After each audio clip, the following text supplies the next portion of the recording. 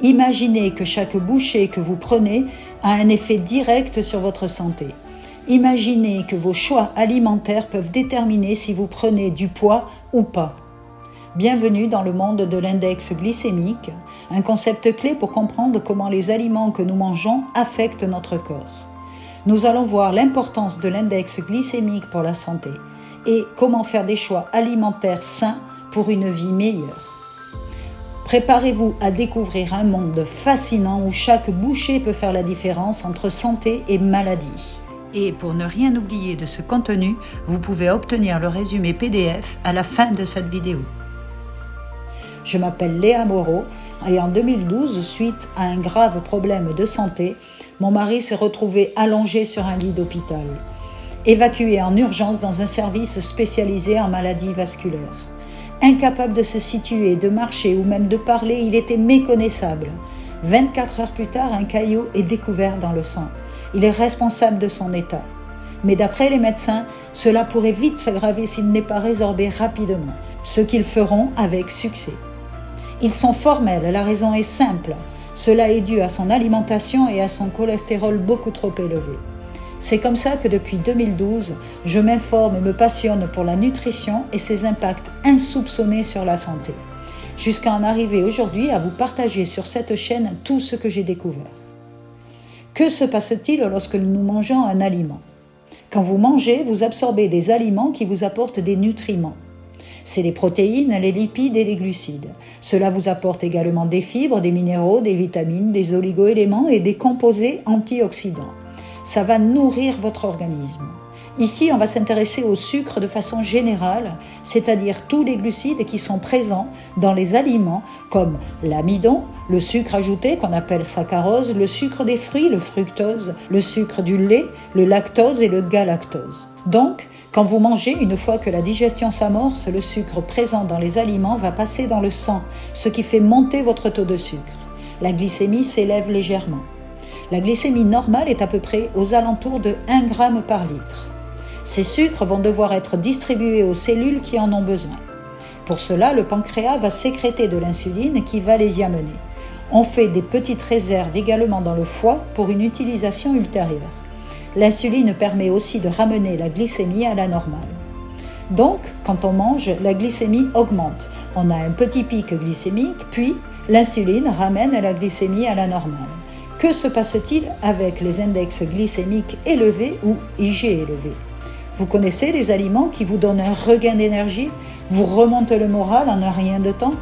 Mais saviez-vous que ces aliments sont également appelés aliments à IG élevé ? Mais juste avant, sachez qu'une simple vidéo de 5 minutes comme celle-ci demande environ 2 heures d'écriture et minimum 5 heures de montage. Sans compter les retouches et tout le reste, on a mis 7 heures à faire cette vidéo. Alors cliquez sur le bouton s'abonner montrerait à l'algorithme YouTube que cette vidéo est intéressante et qu'elle devrait être plus mise en avant qu'une vidéo de télé-réalité. Alors cliquez sur s'abonner car grâce à vous, d'autres personnes pourront profiter de ces informations. Revenons aux aliments à IG élevé. Lorsque nous consommons des aliments avec un IG élevé, c'est-à-dire les aliments avec un fort index glycémique, la glycémie monte plus qu'avec les aliments à index glycémique bas. Le pancréas est obligé de sécréter davantage d'insuline pour ramener la glycémie à la normale. La glycémie redescend mais un petit peu trop. On a une réponse trop importante qui provoquera une hypoglycémie réactionnelle. Donc, certains aliments font élever la glycémie de façon plus importante que d'autres. C'est ça la notion d'index glycémique. C'est vraiment la faculté d'un aliment à faire monter la glycémie indépendamment de la quantité. C'est le cas par exemple du pain blanc qui fait monter la glycémie de façon importante. Le problème de l'hypoglycémie, c'est que l'on ne se sent pas très bien, on ressent de la fatigue, de la nervosité, de l'agressivité, parfois des envies de manger, surtout des envies de grignoter, des envies de sucre. C'est le coup de pompe de 11 heures quand on prend un petit déjeuner à index glycémique élevé, comme des toasts avec de la confiture ou des céréales sucrées. On a de l'énergie immédiate, mais 2 heures après, on se sent complètement vidé. On a cette hypoglycémie réactionnelle. On va chercher à manger du sucre pour retrouver de l'énergie assez rapidement et c'est un cercle vicieux. Plus vous allez favoriser ces hypoglycémies réactionnelles, plus vous allez avoir envie de manger du sucre. À l'inverse, quand vous favorisez les IG bas, la glycémie monte beaucoup moins. Vous n'avez pas cette hypoglycémie réactionnelle quelques heures après. Vous avez beaucoup plus d'énergie au quotidien sans ces petits coups de pompe.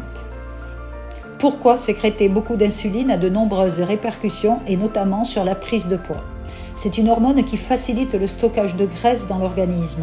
Donc plus vous sécrétez d'insuline, plus vous risquez de favoriser ce stockage de graisse, donc la prise de poids. A l'inverse, plus vous favorisez les IGBA, plus vous réduisez la sécrétion d'insuline, plus vous limitez le stockage et favorisez le déstockage. La deuxième conséquence, quand on sécrète toujours beaucoup d'insuline au quotidien pendant des années, c'est que le pancréas va finir par s'épuiser et à force, il aura du mal à fournir les doses d'insuline nécessaires. Ce qui se passe aussi, c'est que l'insuline, à force d'être beaucoup sécrétée, va perdre de son efficacité. Elle devient de moins en moins efficace avec le temps, car le pancréas va devoir toujours sécréter de l'insuline. Il finit par complètement s'épuiser et c'est le début du diabète de type 2. Comment est attribué l'index glycémique d'un aliment? On utilise comme référence le glucose, le sucre blanc. C'est celui qui fait monter le plus le taux de sucre dans le sang.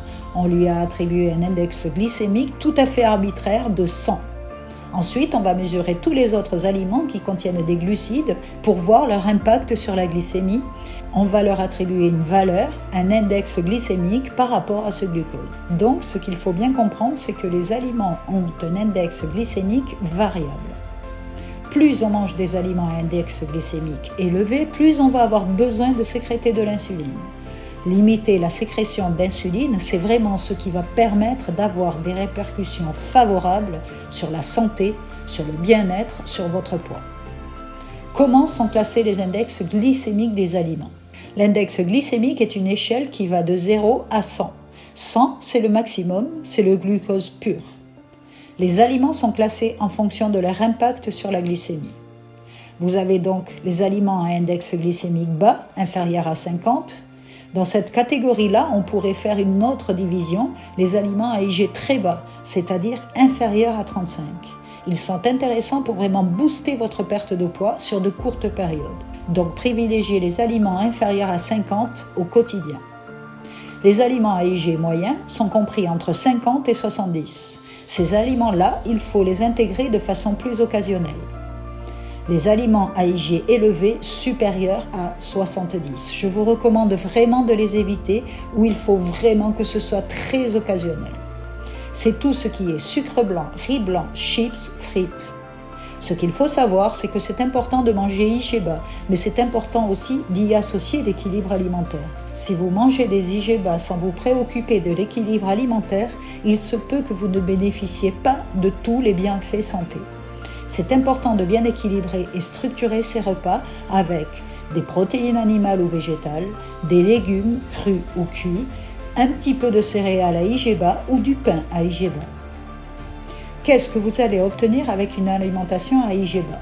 En plus d'avoir un impact en termes de minceur, de santé et de bien-être, vous habituerez votre organisme à utiliser comme carburant davantage les graisses que les sucres. Vous allez obtenir un gain d'énergie car vous aurez moins d'hypoglycémie réactionnelle, un appétit mieux régulé car les aliments IG bas sont riches en fibres complètes, donc plus rassasiants. L'alimentation IG bas permet également d'obtenir une protection cardiovasculaire en régulant la tension artérielle et en réduisant l'hypertension. Cela régule aussi le taux de cholestérol et des triglycérides. Cette alimentation renforce la flore intestinale grâce aux probiotiques et prébiotiques contenus dans les fibres. Vous aurez moins de migraines, moins de douleurs articulaires, vous allez retrouver un sommeil beaucoup plus régulier, vous aurez une peau nette. En mangeant beaucoup d'aliments IG bas, vous apportez des vitamines, des minéraux, des composés antioxydants, des fibres. Cela permet de prévenir certains cancers grâce aux effets protecteurs des composés antioxydants, des oligo-éléments. Et puis, il ne faut pas oublier les effets sur le bien-être et sur l'humeur. Vous retrouverez en détail les nombreux bienfaits dans ma vidéo « Arrêter le sucre pendant 14 jours, ça fait quoi ?» Soyons honnêtes, dans 2 heures, vous aurez oublié le contenu de cette vidéo, alors je vous mets le lien dans la description pour que vous puissiez y revenir quand vous en avez besoin.